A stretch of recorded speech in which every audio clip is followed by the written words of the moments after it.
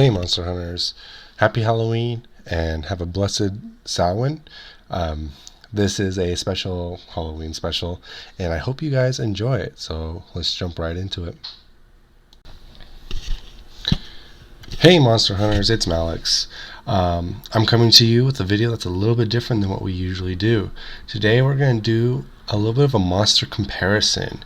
So in Pathfinder and D&D, we often draw upon real life mythos in order to fill out our world. And today I'm going to be using a creature that is not super well known. In fact, in most lore, it's not super well known. That's part of the reason is because it kind of was an oral tradition that when it was finally written down, it was by people who did not particularly believe in this oral tradition. So today we're going to be talking about the Morrigan, and I do want to mention that the picture in the background is from Smite. They actually are one of the few games that actually reference this goddess completely. So we're going to look at the Pathfinder counterpart, the Morgana. And so let's jump right into it. So who is the Morrigan? You can see here that I've spelled it with an H. Usually when you spell with the H, you're talking about the whole being. So the Morrigan comes with many names: the Bod, Matcha, Nemain, Banshee, Morgana, Morgan Le Fay. All of these have different roots because when we look at the ancient Celtic traditions that the Morrigan appears in, there's a lot of translation. We're looking at a lot of different connections, and we're going to go over some of those connections and compare it to the Morgana, which is Pathfinder's version. So let's first start off and talk about the Morrigan and what we know about her. So she has a few stories. I pulled up the most known ones. First, in the creation story, she has relations. She has sex with Dagda and helps the promised to summon mages to fight the Formians. Now, the Formians in Celtic lore are like the furbolgs in D&D. They're giants, and you can kind of think of them as like the frost giants in Norse mythology. And the Morrigan was one of the key components to fighting off these giants. The Ulster Cycle. This is perhaps her most well-known story. It was one of the stories that I studied in college. Now, she curses Cool Chulain. I apologize for my mispronunciation. For insulting her. She appears as a maid and a crone, and tests Chulain in many different ways. And this is kind of where she kind of gets her history as a goddess of three forms, the maid, the mother, and the crone. But she's a shape-shifting goddess. She's also prophesizes the end of the world. Her main power in a lot of this is being able to foresee the future. She has a poem that kind of foretells the end of the world. Let me go read that to you.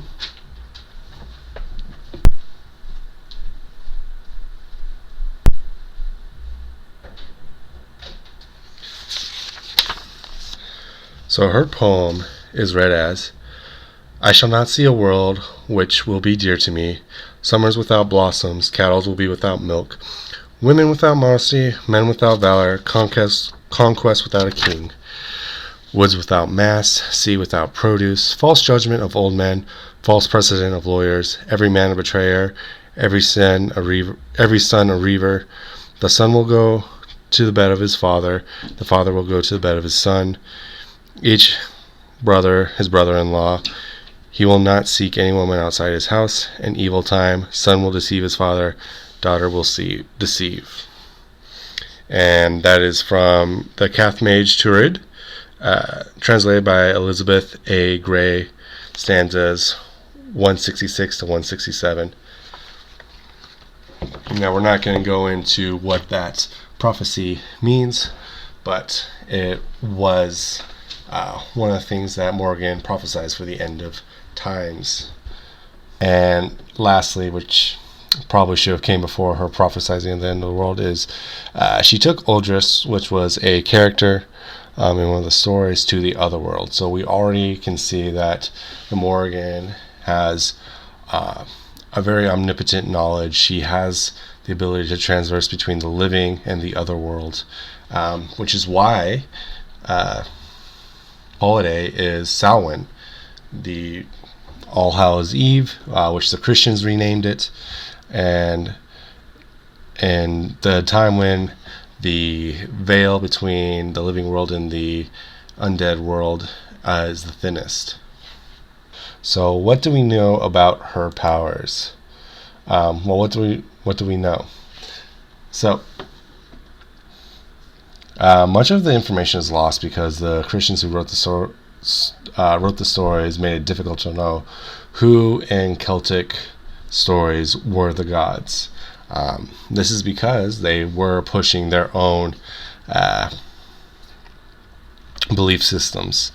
So, we do know that it was very difficult to know who was God. So a lot of the stories about the Morrigan, it's hard to tell if it's her avatars, or just some person. We also know a little bit about her from Latin manuscripts and glossaries that connect her to the Lamia and Lilith because of the translation woman in monster form. The Morrigan is a goddess who is very much like the Greeks. She's very involved with the body. She has a strong sexuality, which the Christians don't have a very high value for.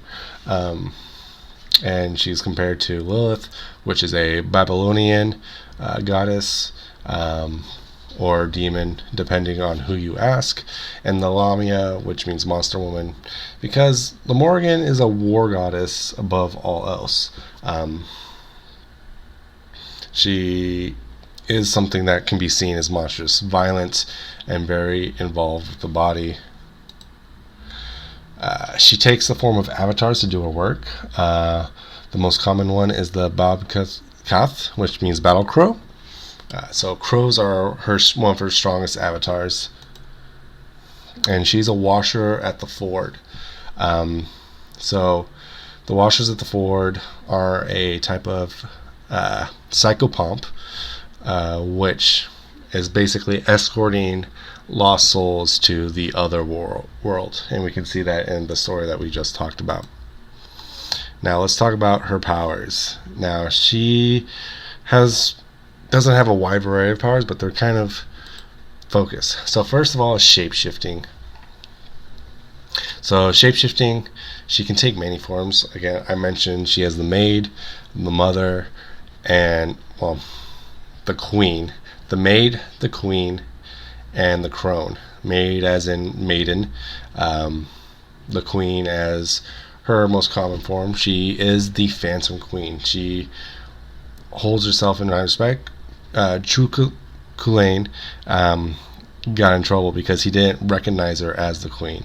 And he says, if I had known you were the queen, I would not have shown you any disrespect. So, the maiden, the queen, and the crone. She also takes the form of many animals.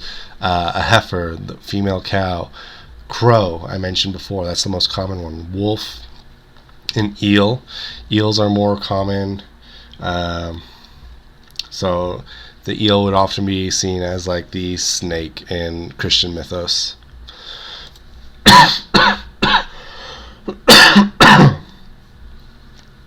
The power of prophecy. She professes the end of the world, and she has the ability to show, like, oh, you're going to die. She has that knowledge of who's going to die. That's part of her job as a washer of the ford, as someone who guides souls to another place. This can be connected to the Greek mythology as of the three fates, which might go into her triplicity. summoning. Mentioned just once, but she's able to summon other magicians, as referred to in the original translation, other spellcasters. So she has powerful control over the magical realms. And she has the ability to manipulate emotions, incite fear, courage, or frenzy. This is how she kind of is known as a war goddess. She's often either taking sides and more often not fighting herself, but using shape-shifting to spur people, prophesizing who's going to die. And she can incite fear to the opponents, courage to her allies, and drive them into a frenzy or rage. The name Naman actually means frenzy. Now that we've kind of gone over who the Morrigan is, let's think about using her as a god in your game, if you wanted to apply her to your own god. So first things first, a lot of people don't use the alignment chart, and for good reason. It's a very nebulous thing. But if you are going to use it, as a guide, I would say chaotic neutral. She does not have the well-being of people in her mind. Being a goddess of war, death is in her domain, and it's a natural part of the thing of life. And it's her job to make sure that everything is in place. She can help, but it's kind of sporadic if she's going to help you. As we see in the Ulster Cycle, she's very prone to feeling slighted, and that kind of gives her chaotic nature. If you slight her, she will seek revenge and punish you. She's an arbiter of death and is a war goddess. We've gone into that before. Prone to spite those who wronged her. She doesn't have a particular weapon. In the books, you can see her with a quarterstaff, or in the Pathfinder, you can see her with a quarterstaff. In her stories, she often fights with her own physical ability or transforming into a animal. In one Tane, she's described as just superhuman abilities. She runs as fast as a horse. She's been described as sprinting. She can also transform into a horse to move. So she uses magic as her weapon. So the domains that I would give her would be death, magic, war, and animals. So kind of a unique goddess to put in your world. Something that has a lot of interesting push and pull. Her totems would be the crow and raven, representing death and thinking. Ravens Crowids? Crowids are creatures that scavenge, so they're often symbols of death, kind of like the vulture. They're also very intelligent, and we don't see a lot of Morgan's intelligence in the stories, but the fact that she does magic and she understands and can see the future shows her as very wise. She also takes the form of a cow, symbolizes health, and also fertility. She can also turn into the shape of an eel, sometimes change to a snake, depending on the translation. And these often have to do with disguise or stealth, the hiding in the grass, tripping up, using cunning. She can also take the form of a wolf, and the wolf, we're working from kind of like more modern versions of understanding of these, of Morgan as a goddess. So we often pull from the Native American teachings, their lore, their studies, their beliefs. The wolf is a teacher, and Morgan is someone who provides guidance. So I think this is a fair assessment. She's a teacher, but her lessons can be a little bit harsh. And lastly, she can turn into a horse. This is more representative of matcha. Horses do have a certain regal, royal accompaniment to them, especially in the British Isles, which is pretty close to Ireland. And this is where it also ties into health and fertility, which matcha, the aspect of Morrigan matcha, is more of a connection to. Now, offerings that you might want to give to her: dragon's blood, which is actually an herb, but if you want to use actual dragon's blood in your game, I feel that's still pretty flavorful. Patchouli, cinnamon, rose, nightshade. Nightshade is a poisonous plant, works very well. Rose, with that fertility. Rose can also be connected to her connections to the Babylonian goddess Lilith. Cinnamon, often used for deities that prophesize things, who have keen understanding, and dragon's blood for those more violent deities. Trees such as blackthorn, willow, and elder, kind of respecting. I'm actually not very good with tree magic. I don't know their exact connotations, but we can talk about the different stones: obsidian, ruby, garnet, onyx, and jet. You'll notice that all these stones are black or red. Morrigan's colors are black, red, and white. There is a little bit of yellow thrown in there too, but black and red are the two main ones. Obsidian is often used for protection. In Native American cultures, obsidian arrowheads were often the weapon of choice and provided food from predators. Rubies and garnets are color of blood, tying into that violence. And onyx in D&D is the gem that you use for raise dead. So there is a connection to death with onyx. And then jet is another black stone that I'm not super familiar with, but it is one of the stones that Morrighan accepts as an offering. Now let's talk about the Morgana Counterparts. So the Morgana in the bestiary for Pathfinder 1st edition, it's found on page 219 of Bestiary 4. So it took a while before they actually put her out there. But in 2nd edition, she got promoted to the first bestiary. So it's in Bestiary 1, page 271 for 2nd edition. So we can see that the abilities given to the Morrigan includes a spider motif, Inquisitor spells, or divine magic in 2e, the ability to detect undead, resist damage except adamantine. She can shape change into animal or human. She gets spirit touch, eschew materials, speak with dead, and armor bonus. And there's a connection to the boneyard, which is the plane of like purgatory where souls reside as they're being escorted to where they need to be. So there's some things that work here, there's some things that don't work here. Let's kind of go through and look at what we would take out and add. First of all, take out the spider motif. I don't know where the spider motif came from. There's a good chance that it came from Morgan Le Fay. And Morgan Le Fay is actually a Welsh character, but there has been a connection because there is such similarities in the way their names sound. But Morgan means from water. The Morrigan, and from Celtic, means war, I believe. Alright.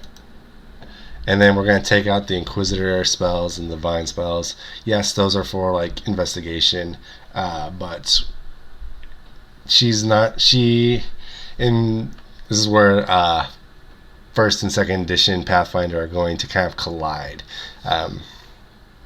She's more of a druid. The druid class itself actually came from the Celtic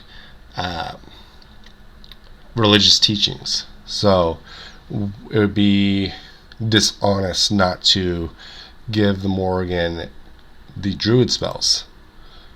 Alright, so we're going to add a crow affinity because crow is her main animal. It's the symbol that is most connected to her.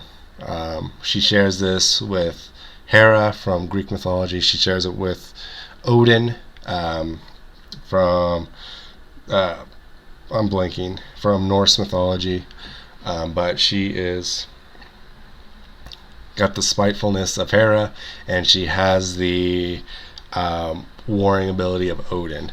So I think it's a good middle ground if you want to think of it like that. We're going to give her an aura of fear, courage, or rage that she can choose how it affects the people around her. Will save equal to half her hit dice plus her charisma modifier. We're going to give her the shapeshifter subtype because that is her main way of interacting with the world. She will take a form in order to teach the lesson that she needs to. We're going to switch her Inquisitor spells and Divine spells to Druid or Primal spells. We're going to give her a Foresight, the 8th level spell, 8th level wizard spell, Wail of the Banshee, because we do want to honor that connection to the Latin transcripts of the connection to the Banshee. And the Banshee is a Celtic creature in itself. Imagine there's some story that's lost to time that her scream could bring out the souls of the living or the dead. Moment of prescience, again, we want to kind of go through her ability to see the future. She's going to get foresight, she's going to get moment of prescience, and she's going to have that knowledge of the future that's going to give her these bonuses. So I hope you found that helpful in using Morrigan in your game. I enjoyed doing research. I enjoyed sharing my connection to this particular goddess and this particular creature. If you have any questions, please leave them down in the comments below. Subscribe for more knowledge about monsters and how to use them in your game. Happy Halloween. Have a blessed Samhain. And I will see you guys in the next video. Thanks. Bye.